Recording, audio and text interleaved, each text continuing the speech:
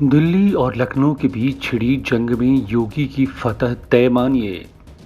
दिल्ली भले कितना भी ताकतवर है, लेकिन योगी सच पर हैं और वो अदम्य हैं।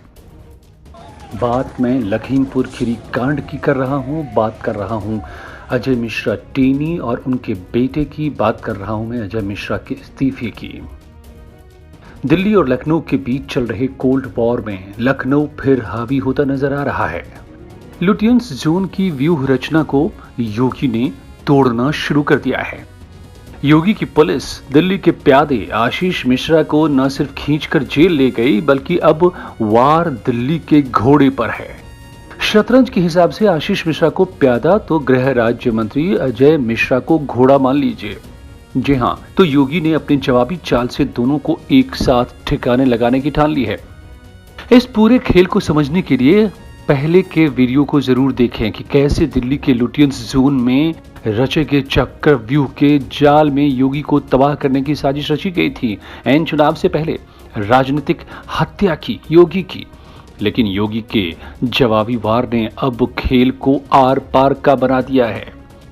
आगे के खेल को समझने के लिए पहले ये समझिए कि कैसे लखीमपुर कांड के बाद से सीना चौड़ा कर खुद को बेगुनाह बताने में जुटे बाप बेटे को योगी की पुलिस ने सलाखों के पीछे घसीट लिया। खुद को बेगुनाह साबित करने के लिए आशीष मिश्रा जो वीडियो अपने साथ लाया था, वहीं उसके गुनाह का सबूत बन गया। जो पुलिस उसके पास नहीं फटक रही थी, उसी पुलिस के सामने जब शनिवार सुबह आशीष मिश्रा क्राइम ब्रांच के दफ्तर पहुंचकर एसआईटी के अध्यक्ष डीआईजी उपेंद्र अग्रवाल के सामने पेश हुआ, तो उपेंद्र अग्रवाल ने आशीष से कहा कि वो अपनी बेगुनाही का सबूत पेश कर सकता है। इसके बाद आशीष ने खुद को बेगुनाह साबित करने के लिए अपने साथ लाए वीडियो एसआईटी को दिखाने शुरू किए। इन वीडियो में वो कभी दंगल के मैदान में तो कभी मंच पर अपने पिता के साथ दिखा, लेकिन वो अपने साथ लाए वीडियो में ही फंस गया।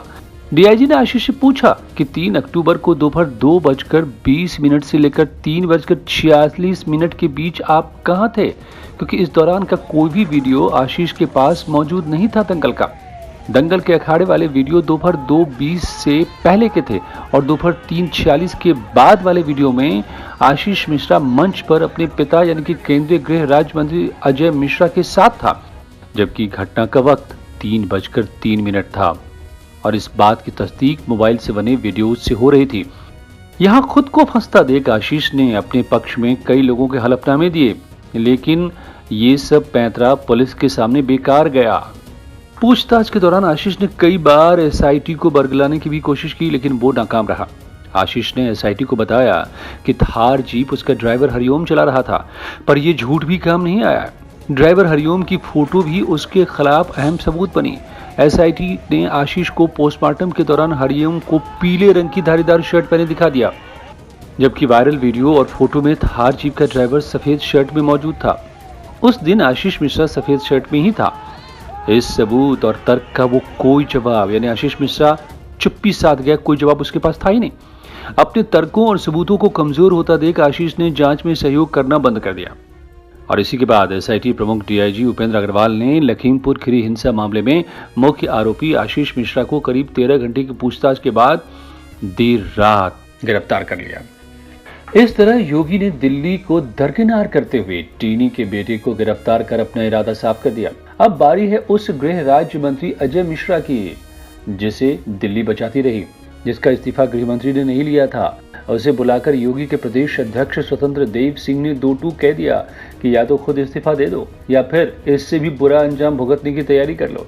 जी हाँ, सूत्र बताते हैं कि स्वतंत्र देव ने योगी का संदेश दे दिया कि उनके और 2022 के बीच आने वाले को वो कतई बर्दाश्त नहीं करने वाले।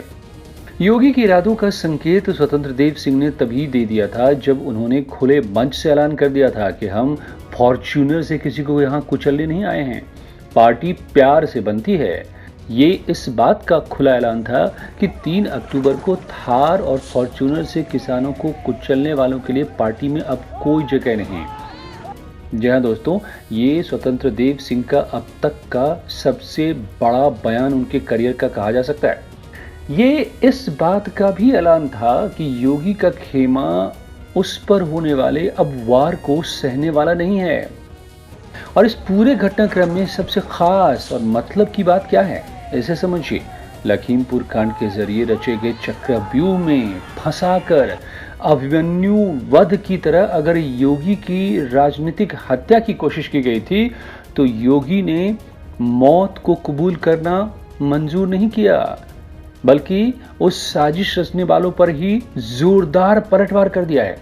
कम से कम अब तक योगी इसमें कामयाब भी होते दिख रहे हैं। इसकी गवाही आशीष मिश्रा की गिरफ्तारी है और साथ ही टेनी को बुलाकर स्वतंत्र देव सिंह का बात करना और स्वतंत्र देव सिंह का मंच पर आकर खुले तौर पर कह देना कि हम यहां किसी को फॉर्च्यूनर से कुचलने नहीं आए हैं।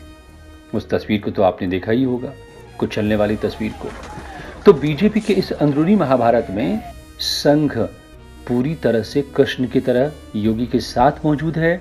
योगी अब तक पूरी तरह सफल नजर आ रहे हैं, लेकिन अब देखना दिलचस्प होगा कि इस युद्ध का अगला चैप्टर क्या होता है। क्या अजय मिश्र इस्तीफा देते हैं या फिर योगी उनका अंजाम और भी बुरा करवाते हैं? आप क्या सोचते हैं? कमेंट बॉक्स में ज़रूर लिखिए। इस वीडियो को अगर पसंद आया हो तो लाइक कीजिए, शेयर कीजिए अपने दोस्तों के साथ और साथ ही सब्सक्राइब कीजिए इस चैनल को, ताकि हम आपके लिए और भी ऐसी वीडियोस ला सकें, और बेल आइकन ज़रूर दबा दीजिए। थैंक यू दोस्त।